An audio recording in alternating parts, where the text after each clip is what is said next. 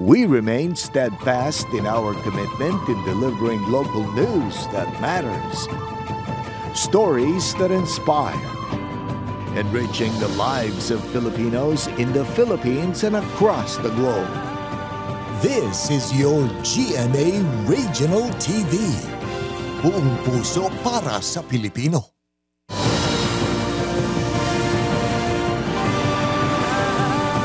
Ini ang GMA Regional TV 1 Western Visayas.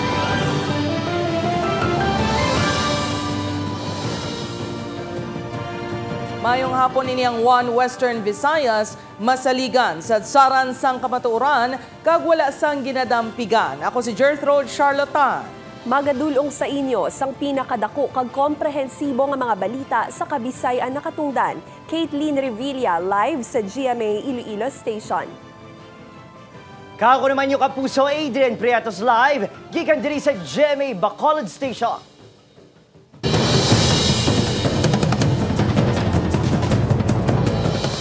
Mga kapuso sa padayon nga pagpatuman sa price ceiling sa bugas, mga mangunguma nagahingyo sa gobyerno nga balansihon ang presyo sang humay kag bugas. Epekto sang El Nino sa mga pananom ginakabalakan man sang mga mangunguma. Mga puso, samtang DSWD ginahanda ng 3 million pesos nga pondo sa mga apektado sang price cap. Nakatutok, Zen Kilantang. Nagapadayon ang tig-alani sa probinsya sang Iloilo. Diri sa Pavia, sinako nga palay ang patubas ni Manong Fel. Apang nabatyagan na sini ang epekto sang price ceiling sa bugas sa pagbarato sang humay. Gani panawagan sini sa gobyerno nga kuntani balansehon ang presyohanay sang humay kag bugas agud hindi madugangan ang pagpamerde sa mga mangunguma.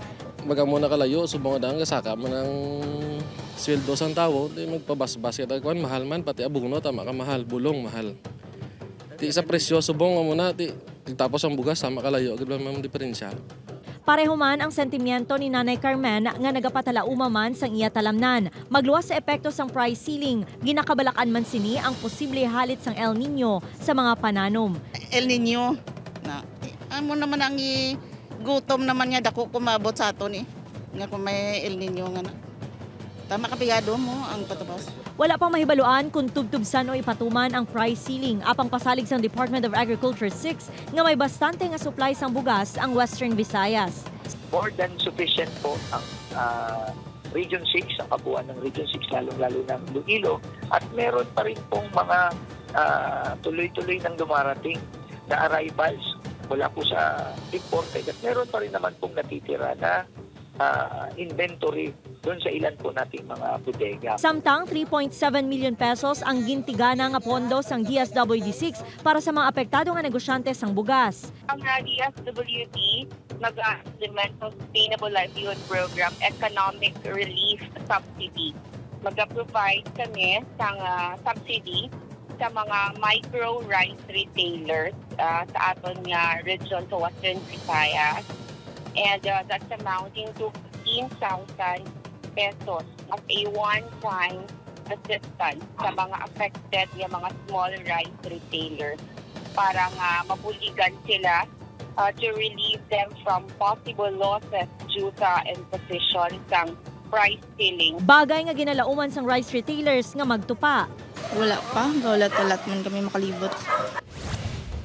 Sa Bacolod City kag Negros Occidental, 1,241 ka rice retailers kag distributors ang target sang Department of Trade and Industry nga mahatagan sang tag 15,000 pesos nga ayuda. Ginasekar na ang master list kag ginaamat-amat verify ang rekisitos kasubong sa mga updated business kag mayor permits agud ihanda sa Setyembre 13 nga unang nga adlaw sang distribusyon. It will be by batches. The first batch are those nga na-include sa monitoring namon last September 15 to 8, last September 5 to 8. May list gid kami ang nakadtuan gid balakag na profile. Upod kay Romel Porquia, Zen Kilantang, One Western Visayas.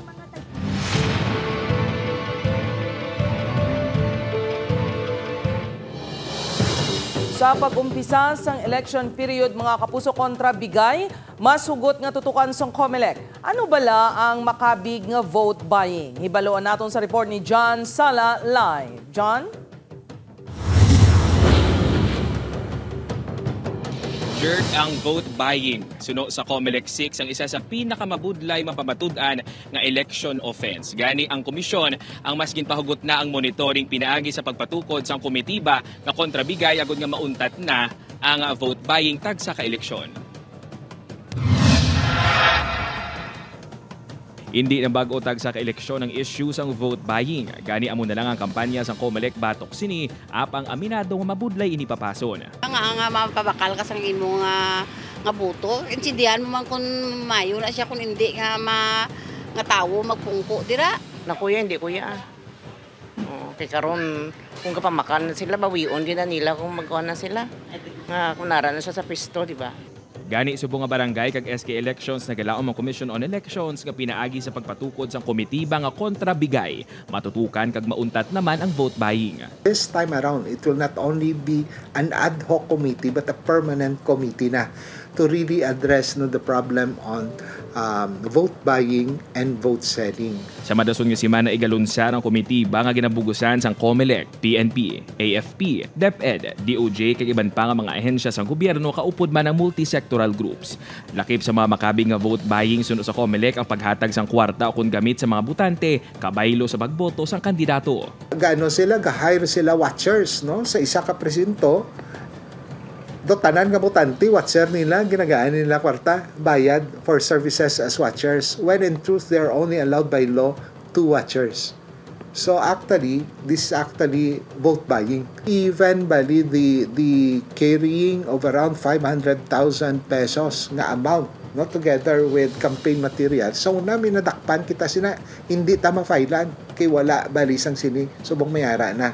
Sa datos ng COMELEC Region 6, 147,963 tanan ang magapapili sa 64,816 ka mga posisyon nga ginalakipan sang 4,051 ka mga punong barangay kag SK chairman kag 28,357 ka mga kagawad kag SK kagawad sa Western Visayas. May 6,977,860 ka mga registered voters sa barangay kag SK elections sa Oktubre 30 nga hiwaton sa 3,573 voting centers sa rehiyon. Suno sa COMELEC, yara sa 47,000 ang plano nga i-hire subong eleksyon, lakip na ang mga election supervisors kag staff agon masiguro nga mangin matawhay ang patigayunon nga piniliay. Suno sa COMELEC 6, may ara sila ihatag ng hotline number para sa ilang kampanya kontrabigay sa madason nga semana. Kag diri sarang makareklamo ang publiko kung may ara sila mamonitor nga vote buying sa ilang lugar. Pero kinahanglan nga may ara sa gihapon sa mga proof kaangay sang mga photos kag video agon mas mangin mahapos para sa COMELEC nga mag-verify sang ila reklamo. Jert? John, inibalang vote buying and vote selling. This is a deeply embedded nga problema no sa grassroots nga level. Aside from ang pag-edukar no sa aton nga mga pumuluyo kag butante about sa paano madakpan, paano pa tagaan sa proheba no ang ining klase sang kalakalan. Is there an ongoing voters education program sa part sang COMELEC para nga mas maedukar pa ilabi na gid ang mga pamatan-on naton nga mga butante sa barangay level? Suno sa COMELEC 6, amo na ang purpose kuno subong sang multi-sectoral approach sang komisyon agud nga mapapas ang vote buying. Gina-involve dire ang DepEd kag iban pagid nga mga ahensya sang gobyerno agud maedukar sa tanan nga sektor sa aton nga sosyudad ang importansya sa paghalong sa aton mga boto. Kag idugang ko na lang gina-involve Manila dire ang Department of Information and Communications Technology agud ma-monitor naman ang mga nagapatigayon sang online transfer sang mga funds o kung sang mga pagpamakal sang boto. Ang responsibility ko no, hindi lang iya sang COMELEC kundi sang tagsa-tagsa ila binagid sa mga butante agud nga sa ila mismo magsugod ang pag-untat na sang vote buying. All right, that's good news. Madamo gid nga salamat, John Sala. Wow, mga puso, puwerte nga halit. Ikaduha na ni. Masobra 300 si residente sa Bacolod City na halitan sang sunog sa Barangay 7. Pagsunod sang bombero sa makitid nga dalan, ginalantaw, kausa sa atrasado nga pagresponde. Yaring balita nga aton gintutuka. Bangod sa ginapasunit, tinigang nga napabayaan sa ikaduha nga tion siniya tuig, isa ka na kung sunog ang naghalik sa Barangay 7 diri sa syudad sa Bacolod. Sa sininga drone shot, makita ang dakuang kalayo nga madasing nga naglamon sa balay sa informal settlers sa Proktangkong Sabado sa gabi. Sa piyak sa natabo, nagpangibabaw gihapon ang bayanihan. Si Jerry, ginhakwat ang ining lola nga nag-isahanon sa balay nga nasunog. Ang tanan niya may mga plano, maisigad niya. Mintras buwi ta, hindi lang kita magkalipat sa iya. Kay hindi kita siya magpabaya sa aton. Kita ko sa doko sa nga mo sa kanya ligaan. Kung nadagdagan sa kalayo, nasunog man sa. Kay siya lang isa sa balay? Nga siya lang na isa. Ginakabig naman niya hero dog si Jack, kaya ginpukaw ng iyang mga amo, kaginggiyahan pa nga makalumpat sa ila bintana. Nasaka, nasa sa babaw namon. Tapos din kuwit, di ako mango, damo to nakabugtaw, silang last nga nakagwa mo. Duha ka adlaw pagkatapos ng sunog, ini ang sitwasyon sa lugar. 38 kapulian ang totally gutted, samtang duha ang partially damaged. 66 ka mga magpamilya, ukon 331 ka mga individual ang apektado. Sa Villamonte Gym, ginpahamtang ang mga nasunugan. Plano karon sa LGU nga pangitaan na lang sa relocation site sa Maine. Road lots, dala na supposedly, ginpatindugan na nila yung ilang mga balay. And I said, if there is no road na kasulod ang fire truck. Aminado naman ng BFP nga pagpanghangkat ang pagsulod sa lugar. Bangod, makitid ang dalan, tugas ang paglaksam sa pila ka mga pulian sa lagyan. Basta may magluntad niya sunog sa mga informal settlers. Budlay ginakikitid-kitid ang dalan. Ini road nga makonsider mga kali. Pati mga tanggi nila dyan, nag-ulog, lalabaw mo na dyan. Hasta ka nagagamay ang dalan. Opo, Kinil Casillo, Adrian Priatos, 1 Western Visayas. Balaligyaan sang home furniture kag suga sa Mandurriao, Iloilo City na sunog. Inyang gitutukan ni Zen Kilantang.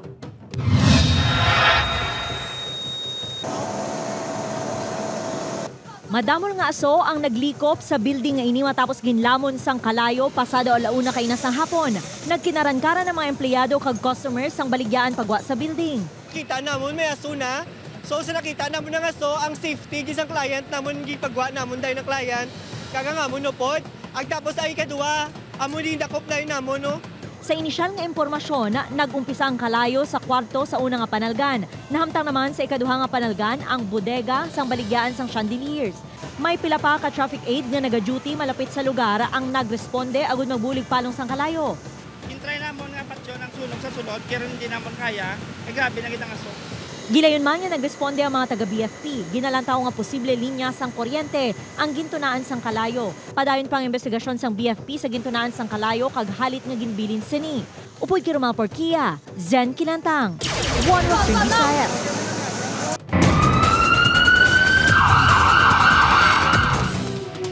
Suspetsado sa asod-asod nga pagpang-hold up sang taxi driver sa distrito sang Haro, Iloilo City, dakop sang kapulisan. Suspect ginako nga siya man ang nag-hold up sa taxi driver sa Banwa sang Uton sang Huwebes. Si Kim Salinas nakatutok. Arestado ang sospek na nagpang-hold up sa duwa ka taxi driver sa Haro Sabado sang Kaagahon. Nadakpan si Reggie Marin 32 anyos sa Service Road sa Barangay Lanit. Una nga gin-hold up ni Marin si Dente Tesing sa Barangay Buhang. Ginkuha sa niya ang 3,000 pesos ang biktima kag gingamit pa getaway vehicle ang taxi kag ginbilin sa Barangay Dungon. Matapos lang ang pila ka oras, liwat nga nagbantay sang taxi si Marin. Diri kag iya man gin-hold up si Ricardo Castor. Gintuyos ang sospek nga ibalagyo ang taxi ni Castor apang nagbato ang driver son nga nagdiretso ang taxi sa isa ka balay sa Barangay Tagbak. Matapos makabugo ang taxi, naglokso si Marin sa irigasyon kag nagpanago. Didto kag ginbantayan ni isang kapulisan kag tigayon nga naaresto. Na-recover sa iya ang kutsilyo kag isa ka sa shay sang shabu. Ginpasakaanas ang kaso ang sospek nga karon nahunong sa Haro Police Station. So sa buong, ang ginagawa naman natin file is ang violation niya sa gun ban, American ban, and then ang sa 9165 niya possession. Sunod sa kapulisan, ginako ni Marin nga siya man na nag-hold up sang taxi driver sa Uton sang Huwebes. Utang sa isabong ang rason sa niya sa pagpang-hold up. Nagkanda kami sa interrogation, nagako mo siya. Sa siya yung iyaman to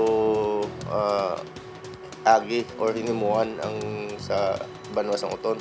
Nagpamalibad si Marin nga magpa-interview sa news team. Bangod sa insidente, pila ka mga taxi driver ang nakulbaan sa pagbiyahe. Kada gabi may patay gito ya, subungan ni hold up lang, why man sila ginano.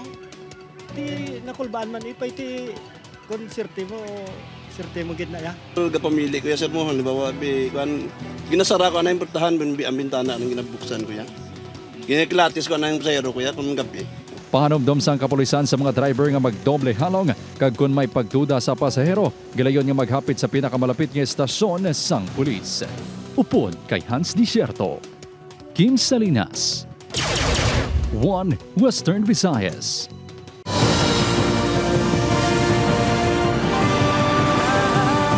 Ini ang GMA Regional TV 1 Western Visayas. Kulang kuno ay mga nahalitan sang pagbaha sa Bacolod City nakabaton sang tagduha kakilo nga bugas sa gikan sa Bacolod LGU. Pila ka residente nagahirit pa sang dugang nga bulig. Nakatutok Aileen Pedreso. Ginagwantas ng senior citizen nga si Andresita ang amo sini kalawig nga pila. Nagapangyadi ini nga makakuha sang 2 ka kilo nga bugas halin sa Bacolod City LGU. Isa lang si Andresita sa linibo nga mga naapektuhan sang malapnagon nga baha dala sang habagat sang nagliligad nga simana. Gani tuman ang kalipay sini sang nag-anunsyo nga may ayuda. May tigangon ka, wala lang nga daan kami kaunon ginawa na namon gani pangita para bakal kami bugas. May pila naman ka mga benepisyaryo nga nagalaom nga magluwas sa bugas. Tani may canned goods ukon iban pa nga dugang nga bulig halin sa LGU. Bangod yara sa state of calamity ang syudad. Dapat tani ko mayara pag nga mga grocery kay para bala nga may bugas na may sudan pa. Aminado naman ang coordinator sang bulituhan nga pagpanghangkat ang pag-check sa master list kag precinct number. Rason nga may gamay nga pag-atrasara sa distribusyon. Nabudlayan gid sa subong ang mga precinct number. Kay ang ga-cater sa precinct number isa lang ka personnel. So dapat tani ang amon tani ginasuggest nga tani kung damo ban sila balang makater. Upod Geruel Banggoy, Aileen Pedraso. 1 Western Visayas. Mga lubak-lubak nga dalan sa idalom sang Ungka flyover gintapalan sang aspalto. Buho nga nakita sa flyover. Anoy han? Ini ang gitutukan ni Zen Kilantang. Talalupang doon nga gintapalan sang aspalto ang mga lubak-lubak kag batsihon nga bahin sa poste sang flyover. Paathag sang DPWH6 ginatingwaan nila nga manginligwa ang idalom sang flyover agud makaagi sang maayo ang mga salakyan kag mapahagan-hagan ang trapiko ilabi na kun rush hour. It is the mandate of the DPWH to rectify whatever defects sa aton nga carriageway to give smooth and comfortable travel sa aton commuters, but it doesn't mean unconnected nga may repair works na ang Ungka flyover. May natalupang danman nga buho sa ibabaw sang flyover. Apang pagklaro sang DPWH, hindi iniguba kundi hungod nila nga ginbuhuan para sa downspout sang tubig. Diri butang ang tubo agud agyan sang tubig para hindi magbara sa ibabaw kag tunaan sang pagbaha kun mag-ulan. Samtang hindi pa makahatag sang timetable ang ahensya kung saan ugid masuguran ang pagkayo sang flyover. Nahibaluan nga gintalakay na sa budget hearing sa Kamara ang pondo nga gamiton sa rectification bangod wala pa mahibaluan kung pilagid ang marilis nga pondo. Would simply say that wala pa kita sang amount nga nabatian mo kung pila ang marilis para sa rectification. So actually the amount that would be needed for the rectification would come from us sa regional office, considering na any recommendation made by the BOD amo na nga aton basis ang aton nga estimate.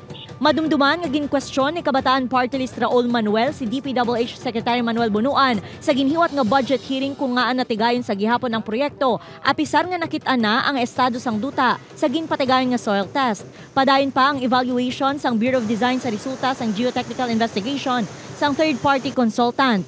Upoy Girumal Porquia, Zen Kilantang, 1 Western Visayas.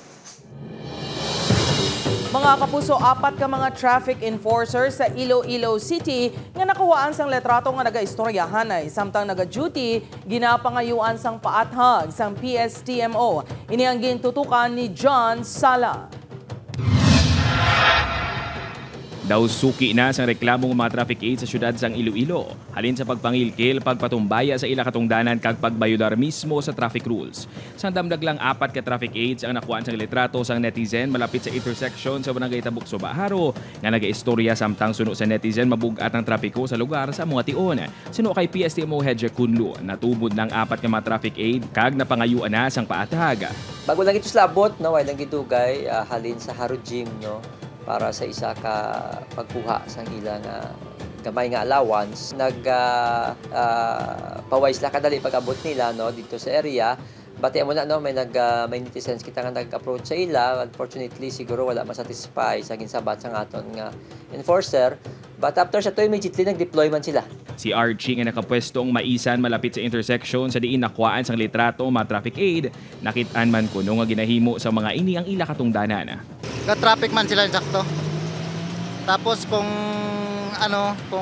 may mga estudyante, kinaalalayan man nila patapok. Naangpan kuno ni Kunlo ang pagkadismaya sa publiko sa mga traffic aids ang syudad, apang hindi mo na kadako ida sweldo para ihambal naton gid nga magdemanded kita sa ila nga 8 oras matindog gid sa tunga sang dalan no. Tagain naman sila tsansa nga makapulo pa huway kamay. Padayon nga nagaduty ang 4 ka traffic aid. Magadepende sa ila patag ang mangin desisyon sa ila. Wala sang perpekto nga traffic enforcer. Mayara sang salawayon kag mayara man sang nagapatuman sang insyakto sa ila katungdanan. Apang suno sa PSTMO kung may reklamo ang publiko, mas maayo nga magdirekta sa ila opisina sa baylo nga sa social media. Nagpasalig man si Kunlo nga wala nila ginatolerar ang reklamo batok sa mga traffic aid.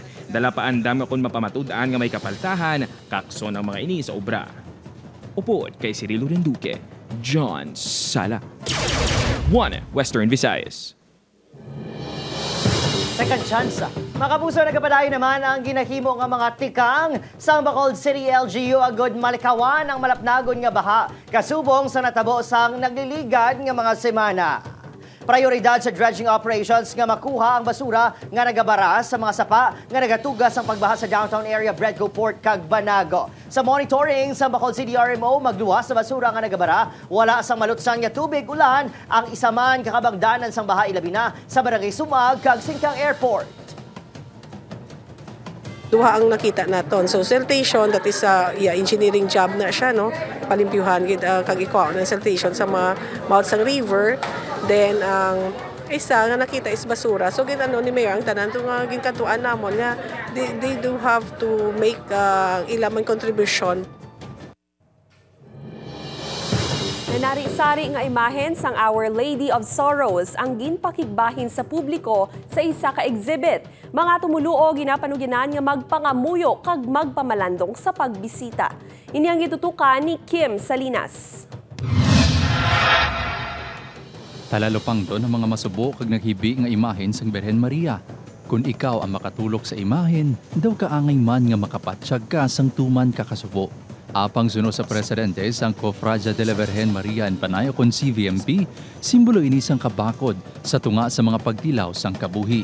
To look at the Virgin Mary as a sorrowful mother, but however, be inspired by the strength that she possessed during that time that her son was sentenced and condemned to death. Kaangay sang deboto ni Birhen Maria nga si Elizabeth nga nagakakuha kuno ang problema kung iniya magbisita sa mga imahen. Dila akong strength. So ma-cope-upan ko o kung ma-solve akong problema, kung mag-visit ako sa ilang images, mag-prayer, mag-attend ko mass sa ilang feast. Makitaan ang 23 ka mga imahen sa Our Lady of Peace and Good Voyage Parish sa La Paz, Iloilo City bilang kabahin sa exhibit nga Lagrimas de Maria o kon Our Lady of Sorrows. Bukas ini sa publiko alas 7 sang aga tubtob alas 7 sang gabi tubtob sa Sabado, Setyembre 16. Natala na naman ang kapistahan sang Our Lady of Sorrows sa Setyembre 15 sa La Paz Parish Church. Ini na ang ika-4 ka tuig sa pagpatigayon sang aktibidad. Panugyan sang CVMP sa mga magabisita sang exhibit nga dapat magkadto sa tuyo nga magtahod, magpangamuyo kay magpamalandong sa kasakit ni Maria. Masobra 30 ka mga matahom nga imahe sang Iloy Birheng Maria ang ginparada kadungan sa selebrasyon sang kaadlawan sa isang Biyernes. Ginabanta masobra 5 kagatos ka mga devoto ang nagupod sa Marian Procession. Ginsundan ni isang Santos nga misa nga ginpangunahan ni Archbishop Jose Romeo Lazo nga ginhiwat sa Haro Cathedral. Ginapahayag lamang nga padayon siya nga nagaupod sa aton kag yara siya sa gakalain-lain nga kahimtangan sa aton nga kabuhi. Naghiwat man sang live rosary with Mary ang St. Joseph the Worker Parish sang Haro, Iloilo City. Sa Banati, Iloilo, nagdililipon ang mga depoto sa pagsaulog sang kaadlawan ni Birheng Maria. Nagapakita ang imahe sang Birhen sang barangay sang pagpresentar ni Maria kay Jesus. Nagasuksok ang Birhen sang tradisyonal nga balintawak kag may pula kag dalaga panapto ng iyahawak. Samtang kinaputos naman ang bata nga nagauyat sang rosaryo. Upod kay Hans Desierto, Kim Salinas. 1 Western Visayas.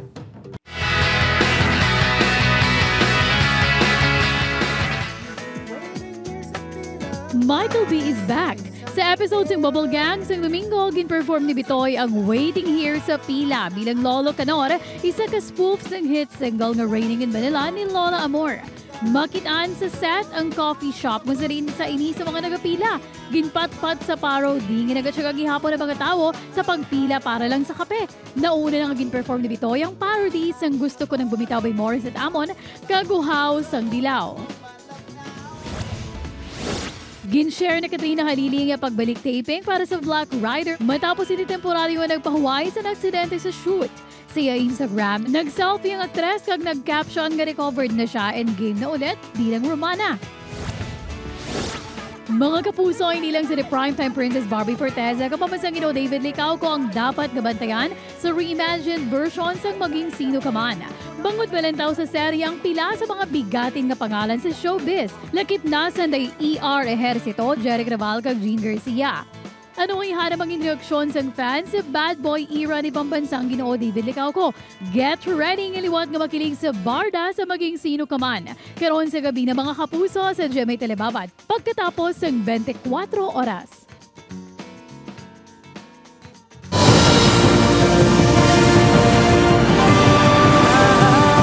Ini ang GMA Regional TV 1 Western Visayas.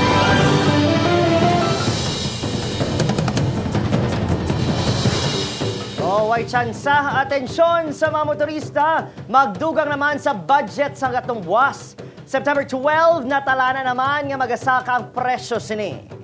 Base sa oil industry sources, ang diesel ang magasaka sang 30 tubtob 70 sentimos kada litro. Ang gasolina naman magasaka sang 10 tubtob 40 sentimos kada litro. Samtang kerosene naman magasaka sang 20 tubtob 50 sentimos kada litro. Ang pagsaka buwas ang mangin ikanapulo na kasunod-sunod semana sa diesel kag kerosene, samtang ikasyam naman sa gasolina.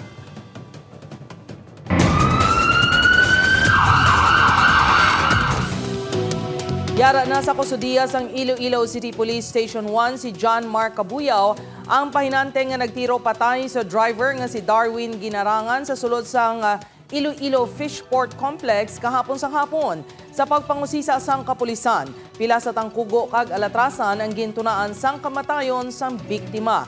Ginpahayag sang suspect sa kapulisan nga ginpakalain ini sang biktima. Rason sang hindi nila pag-intindihanay. Posible nga napuno ang suspect kag wala na sini mapunggan ang kaakig sa biktima. Ginapahog man kuno ini sang biktima. Duha ka basiyo sang kalibre 40 nga pusil ang na-recover sa crime scene, apang wala naman na-recover ang pusil sang suspect bangod ginaligar sini nga nahulog ini samtang nagapalagyo.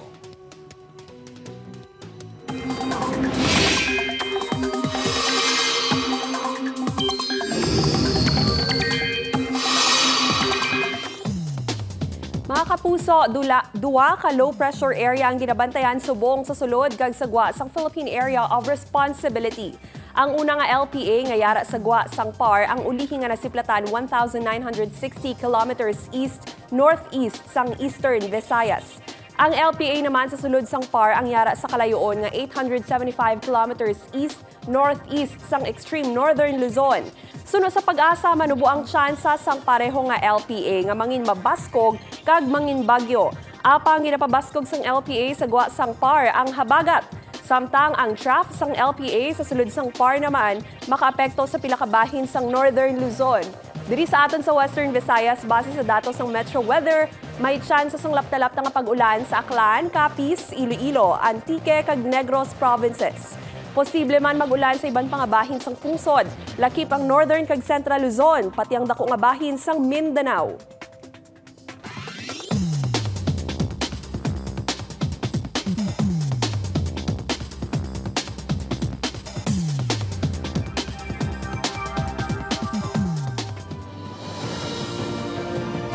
Mahimo ninyo malantaw ang ining episode sa GMA Regional TV official website www.gmaregionaltv.com. Pwede man magbisita kag i-click ang subscribe button sa GMA Regional TV official YouTube channel para sa mga updated nga balita. Sa aton mga puso diri sa Western Visayas kag subong man, sa aton mga puso abroad, madamong inasalamat sa pagtuto. Ako, si Adrian Prieto.